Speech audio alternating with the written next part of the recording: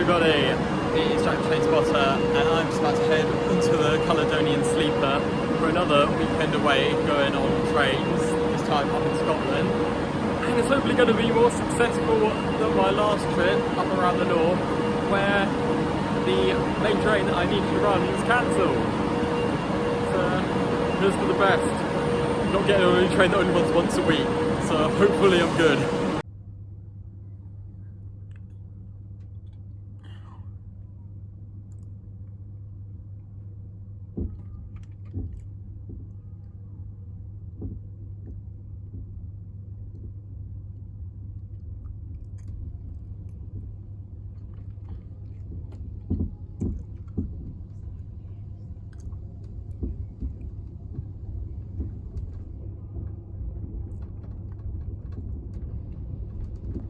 Right guys, I'm currently in my room, we're just about to pull into Dundee.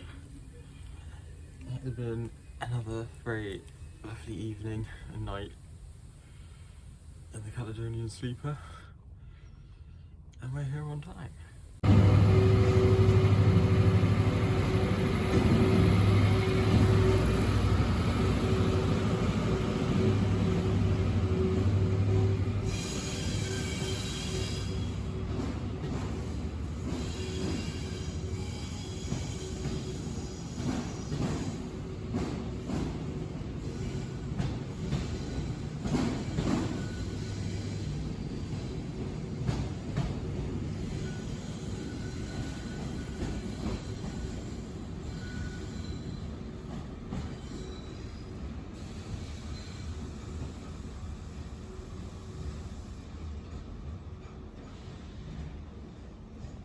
Dundee is at the northern end of the Tay Bridge, first built in 1878 to replace a train ferry. However, this bridge infamously collapsed into the river and wasn't rebuilt until 1887. However, this design was much more hard-wearing, as it is the one that still exists today.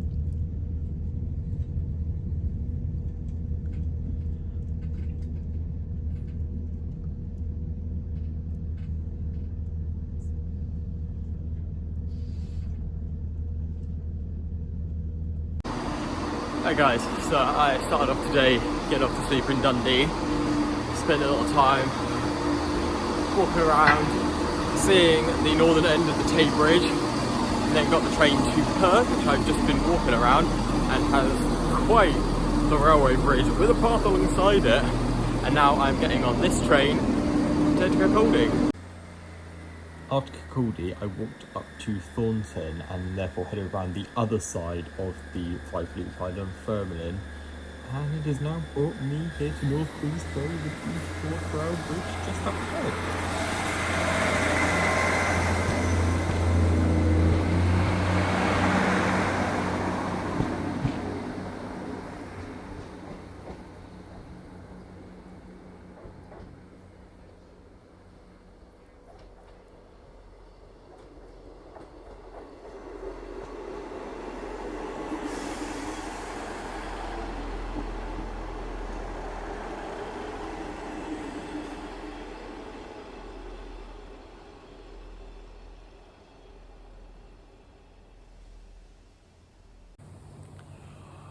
So I have now made it to one of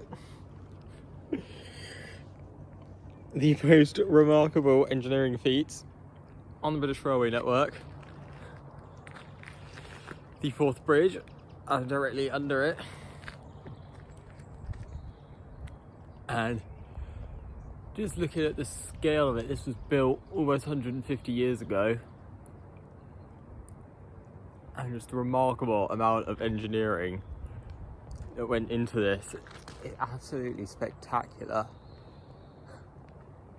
They even built, if you can see that there, at they built buildings into it, and it was all the intricate steelwork they managed to calculate out, and it's still standing to this day. It is utterly remarkable. I felt this when I was standing under the Telford Suspension Bridge a couple of years back.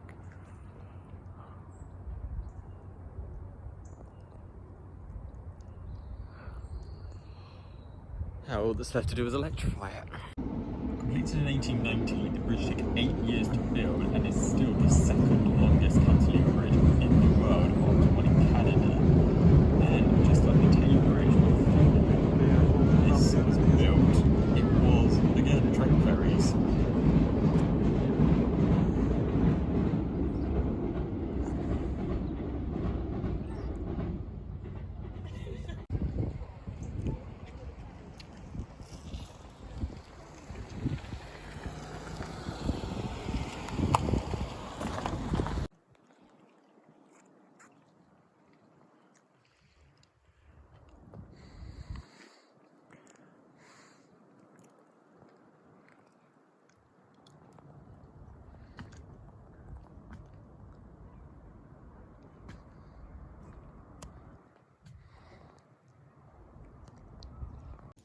From here at Clunningnose Point, you have a spectacular view right across the Firth of Forth, stretching all the way to Edinburgh, just there in the distance, and then back round to the spectacular railway bridge.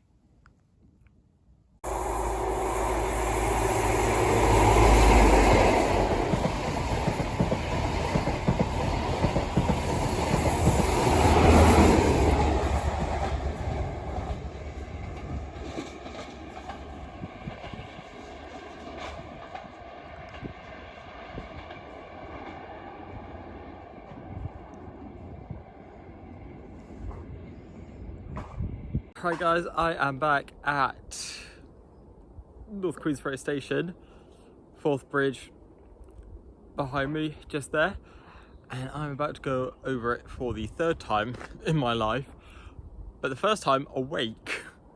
The first 2 times I have gone on it from Edinburgh into Fife, but I've been fast asleep. One of those times was this morning. But yeah, now having been under it and seeing the amount of engineering and workmanship, and also seeing the amount of people who died whilst trying to build it, I've gained such an appreciation for it. Like all the other bridges like this, such as the Royal Albert Bridge into Cornwall, just the feat of engineering and being able to go through it and see it in real life in person is going to be an experience to remember.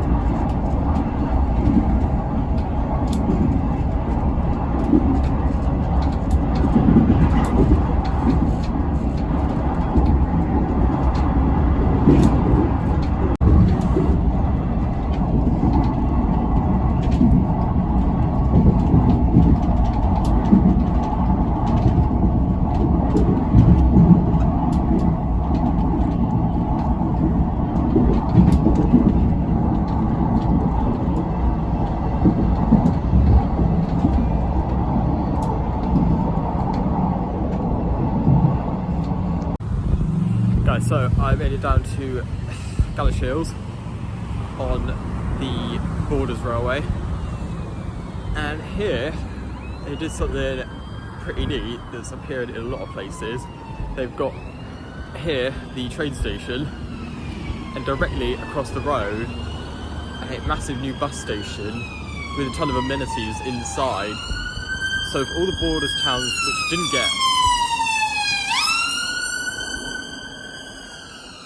get a railway connection when the Borders Railway opened, such as Selkirk and Hawick, you literally cross this road, enter that building, and just get on a bus and go.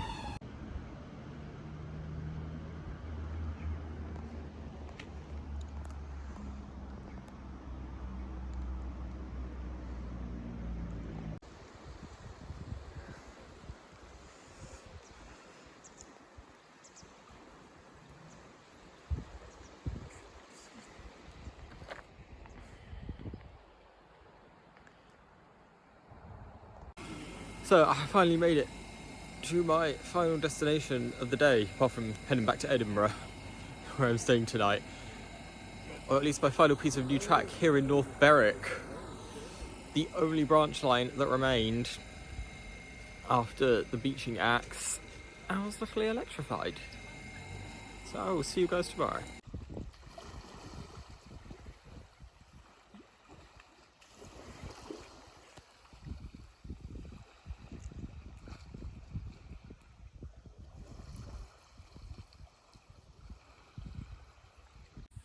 Despite the fact the sun was behind a cloud and we couldn't actually see the sun physically set, it was still quite a spectacle. And I really shouldn't have been the only one here. That was probably one of the best no-sun sunsets I've ever seen. And in the background, that massive hill, which I'm not going to climb because it's going to be dark soon, and I know I will fall over multiple times if I try. And there's a lighthouse in the distance. There it goes. And again. Hello, and a very good morning to you guys. It's day 2. I'm here at Edinburgh Waverley, about to get on this train as far as Croy and head up to Alloa, where I doubt there's much. But I gotta bash the branch. So I'll see you when I'm there. So, you'll be at Croy in the forest. It's not quite got Longcross vibes. The trees don't actually grow out onto the platform, which is sad. And yeah, this station, it is the main station for people from Cumbernauld, because their road station gets shit service. It's at a crap location, and trains are much quicker getting into Glasgow, which is that way.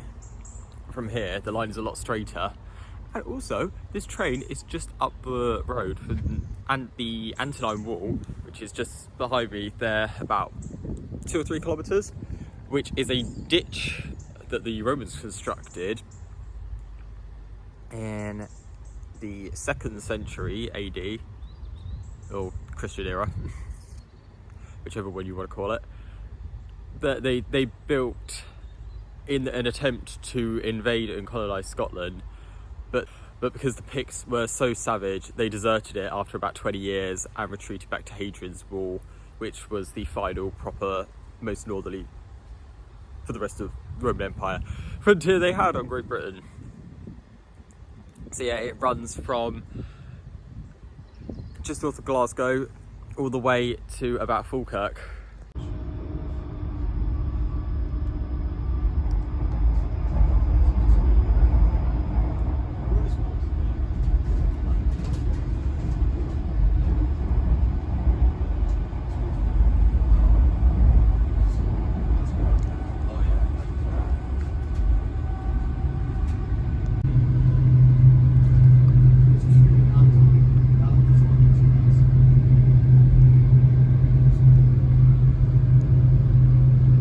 I've made it to Alloa. Behind me is the Alloa Tower. It was built in the 14th century here in the town. I've just come up on the little branch they built almost 10 years ago now, and now has electric trains. This tower is the largest surviving keep in Scotland And while it used to be a home to royalty and earls, it is now run by National Trust Scotland and open for the public.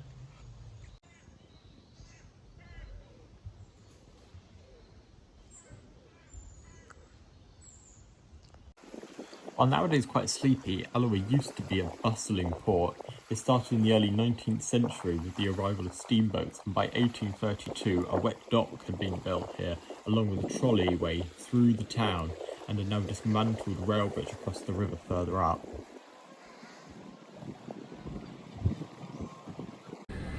So I've now made it to Glasgow of Argyle Street. This station is bloody run down. It's a bit of a show. It's really creepy, there's water leaks everywhere. And for such a cool piece of infrastructure, a rail tunnel under the city, it gets a crap service. It's only every 10 minutes, every 15 minutes today because it's Sunday. I'll definitely have this go up to every 5 or 3 minutes and make it part of the Glasgow subway. And within that subwayization, it's my new word, I would massively upgrade this station.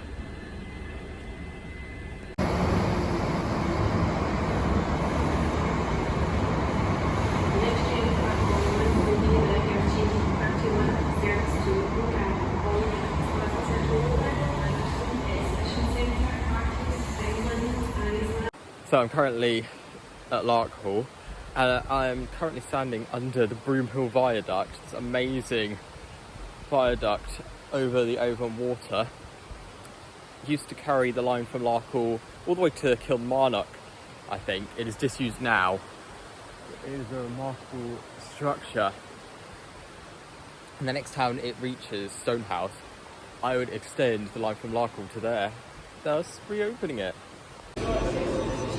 Morning everyone, welcome to day 3. Yesterday I forgot to film near the end. I was tired, but yeah, I went down the shop side. I am here in front of a train that will go along Rotors from Edinburgh, Bathgate Airdrie. I'm going to get this as far as Queen Street, then change to Casey Canal. Behind me, there's Caledonian sleeper that came in this morning. I'm getting this back.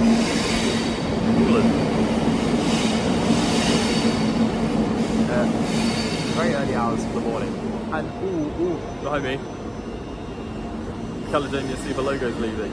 Loco.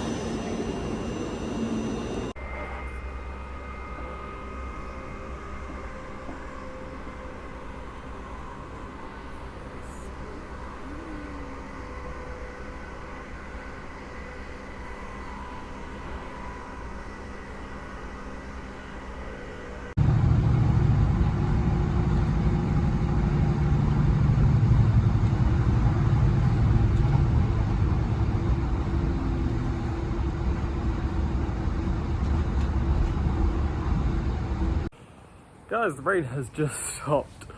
I have made it as far as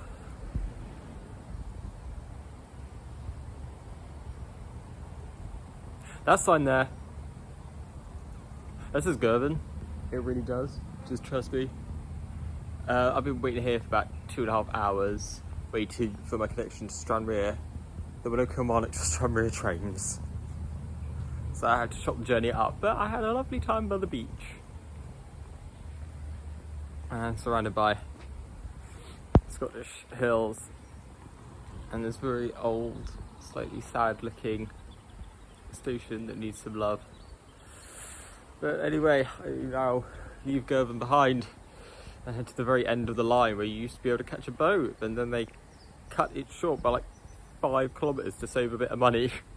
So now you can't anymore. But I'm still going there till they get the train back.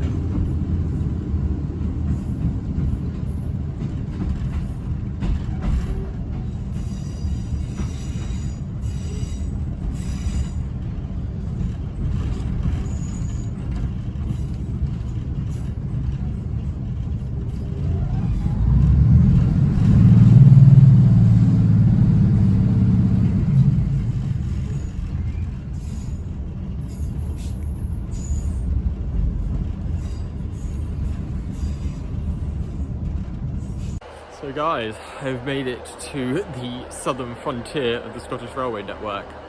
I'm in Stranraer. As the intercom told me, you're meant to pronounce it, not Stranraer. Anyway, you used to be able to get boats from here. They would leave from around there, but you would have to go out there and walk around. As the train conductor just told me, this train will be heading to Ayr, but I'm going to get one that's going to Kilmarnock a bit later. I'll probably head back to the beach.